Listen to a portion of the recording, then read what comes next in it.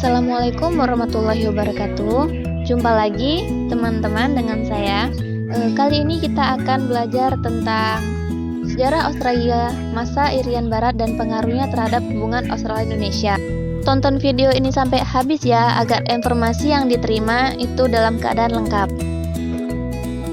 Hubungan yang baik antara Australia dengan Indonesia yang telah dibina dari tahun 1947 hingga 1949 nampak mengalami perubahan pada awal tahun 1950-an karena masalah Irian Barat. Masalah Irian Barat inilah yang menjadi masalah utama yang harus ditangani oleh pemerintah Partai Liberal Country dalam mewujudkan kebijakan politik luar negeri terhadap Indonesia. Klaim Indonesia atas Irian Barat tidak didukung dan bahkan dikecam oleh pemerintah kolonialisasi Partai Liberal Country yang memenangkan pemilu di Australia pada tahun 1949. Latar belakang masalah Irian Barat. Masalah Irian Barat sebagai pangkal sengketa antara Indonesia dengan Belanda secara resmi baru muncul pada akhir tahun 1949. Keinginan Belanda untuk menguasai wilayah Irian Barat telah ada sejak pemerintah pendudukan Belanda mempunyai masalah mengenai jumlah penduduk yang harus bertambah di Pulau Jawa. Kelompok Indo-Eropa yang berjumlah sekitar 160.000 jiwa ini ingin tetap menjadi warga negara Belanda dan ingin mempertahankan dirinya terhadap warga pribumi yang berjumlah jutaan. Maka dari itu, mereka berbentuk kelompok yang dikenal Indo-Eropa Verbond atau IEF. Perserikatan Indo-Eropa didirikan pada tahun 1919. Pada tahun 1923, penduduk Irian Barat berjumlah 250.000 jiwa sampai 300.000 orang tanah seluas lebih dari 400.000 km persegi. Pada waktu itu, pemerintah Belanda sudah mulai berusaha menjajaki kemungkinan penguasaan wilayah Irian Barat. Pendirian pemerintah Belanda telah diucapkan oleh Menteri Urusan Wilayah Seberang Lautan yaitu Jonkman di depan parlemen Belanda pada tanggal 10 Desember 1946. Khususnya menyangkut pasal-pasal 3 dan 4 Perjanjian Linggarjati. Mereka menghendaki agar Irian Barat dapat memperoleh kedudukan tersendiri terhadap Kerajaan Belanda dan negara Indonesia Serikat.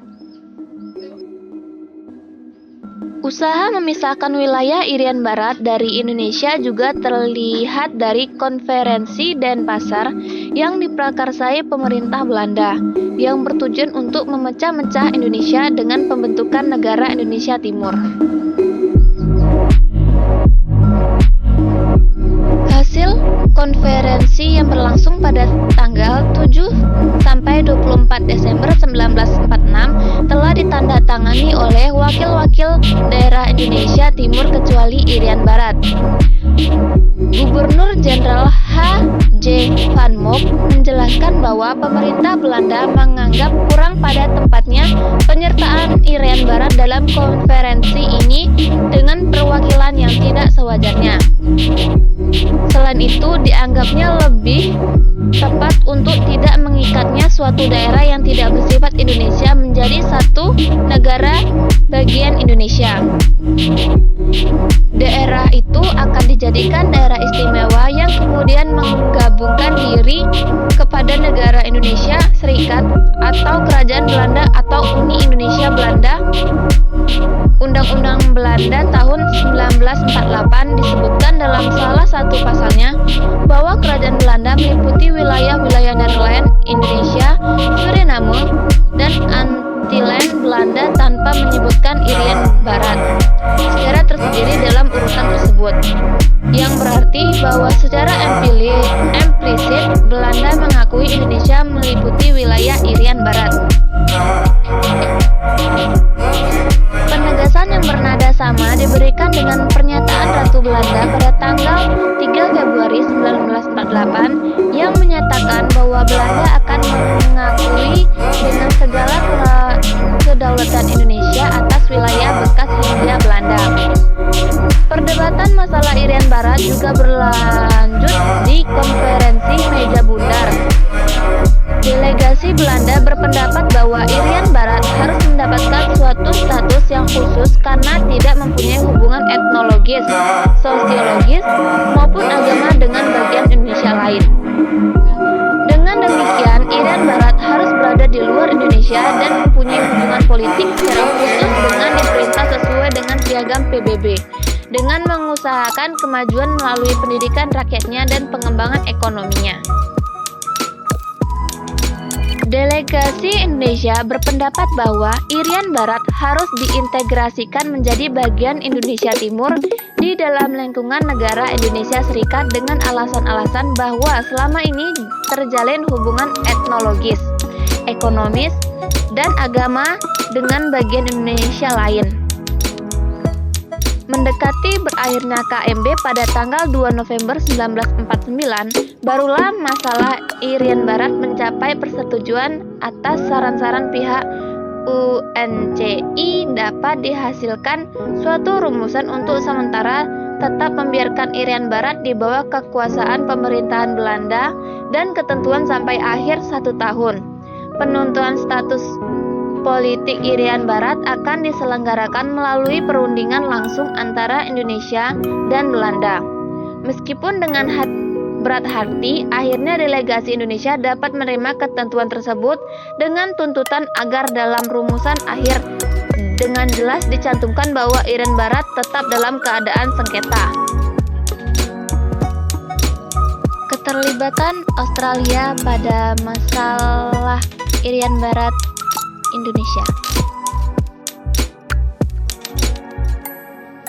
Tahun 1953, Australia tidak memiliki Kementerian Luar Negeri dan tidak mengenal adanya perwakilan diplomatik.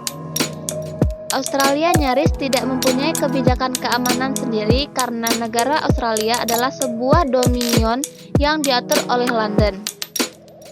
Pada 1943, Australia mendapatkan ancaman dari Jepang. Kota pelabuhan sebelah utara Port Darwin dijatuhi bom oleh pesawat tempur Jepang yang mengudara dari timur. Pengalamannya menggoncang itu menyebabkan perubahan radikal dalam cara berpikir Australia, baik itu mendapat umum yang selama peperangan setiap hari dikumandangkan tentang apa yang terjadi di bagian utara negara Australia maupun bidang politik. Kejadian yang tidak jauh berbeda dengan negara tetangga Australia, yaitu Selandia Baru. Pada tahun 1943, kedua negara tidak dihubungi oleh pihak sekutu negara besar mengenai strategi pertempuran perang dan keadaan sesudah kemenangan tercapai. Maka kedua negara memutuskan untuk bekerja sama. Menteri Luar Negeri Australia, Herbert Evans, yang memprakarsainya yaitu ditandatangani sebuah persetujuan di Canberra pada 21 Januari 1944, sebuah perjanjian Australia-Selandia Baru. Pada persiapan itu, Herbert Evans mengatakan Irian Barat bagian Australia maupun Belanda dilihatnya sebagai bagian integral dari apa yang disebut zona Pasifik. Dalam hal ini, pemerintah Australia amat tertarik pada langkah-langkah untuk pertahanan bersama dan mantap di wilayah zona Pasifik dibutuhkan guna mencegah terjadinya agresi di masa depan. Hal ini dapat pada pasal 13. Dari perjanjian tersebut, pulau-pulau Timor, Irian, Kepulauan Solomon, Hebrida Baru, Fiji, dan Kaledonia Baru merupakan suatu garis pertahanan terdepan dari kedua negara. Menurut pasal 30, disetujui pula untuk membentuk Komisi Regional Laut Selatan untuk memerintahkan nasihat mengenai kebijakan bersama guna kemajuan penduduk pribumi.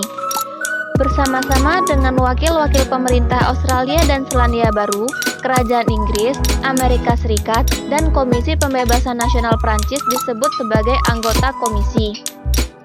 Pembentukan komisi seperti itu sesuai dengan apa yang bergabung pada prinsip pengolahan kedua negara. Hal ini diarahkan untuk membuat masyarakat bangsa-bangsa wilayah yang tidak merdeka bertanggung jawab untuk mensejahterakan dan stabilitas ekonominya, yang sebetulnya berarti menggantikan daerah jajahan menjadi wilayah perwalian. Australia mempertahankan prinsip ini dengan tekanan pada saat penyusunan piagam PBB ketika berlangsungnya konferensi San Francisco 1945. Ketika itu, terjadi perdebatan mengenai pandangan ini dengan pendirian negara besar antara lain juga Belanda. Pada 1944, Australia juga mempunyai pemikiran tentang Komisi Pengembangan Wilayah Asia Tenggara yang mencakup Hindia Belanda. Tetapi karena tidak berhasil mempengaruhi hal ini, timbul pemikiran untuk menarik Irian Barat ke Pasifik Selatan. Secara fisik, Pulau Irian Barat dari Sabuk Keamanan Australia di sebelah utara pada tanggal 6 Februari 1947 ditandatangani sebuah perjanjian pembentukan Komisi Pasifik Selatan oleh Australia, Inggris, Prancis, dan Belanda. Negara-negara ini sebagai penanggung jawab wilayah-wilayah yang tidak memiliki pemerintahan sendiri, yang terletak sebelah selatan Khatulistiwa dan termasuk Irian Barat di Canberra. Pada waktu itu, Australia berada di luar konflik antara Belanda dan para nasionalis Indonesia. Hal itu berubah sesudah aksi polisioner pertama ketika mengambil keputusan untuk pro-Indonesia dan atas permintaan Indonesia masuk ke dalam KTN.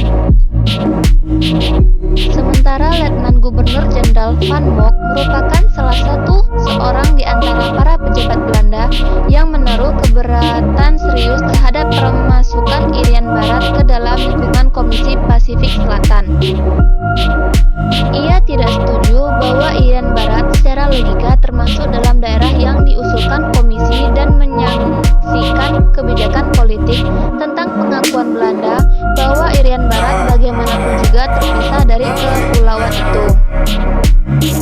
Konferensi Denpasar, Van Mock telah memberikan jaminan positif bahwa secara pasti bukanlah tujuan pemerintah Belanda untuk mengeluarkan Irian Barat dari Indonesia, tetapi lebih berkeinginan menyelidiki secara hati-hati dengan cara bagaimana dapat memasukkannya ke dalam garis perbatasan wilayah Indonesia.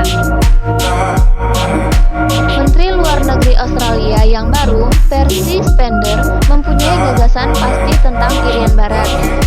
Ia berpendapat bahwa pulau ini tidak termasuk Indonesia, tetapi Melanesia dan juga Pulau Irian adalah suatu mata rantai yang penting dalam rantai pertahanan Australia, dan demi alasan-alasan keamanan dan strategi, Australia mempunyai kepentingan yang vital pada masa depan status Irian sebagai bagian dari Belanda.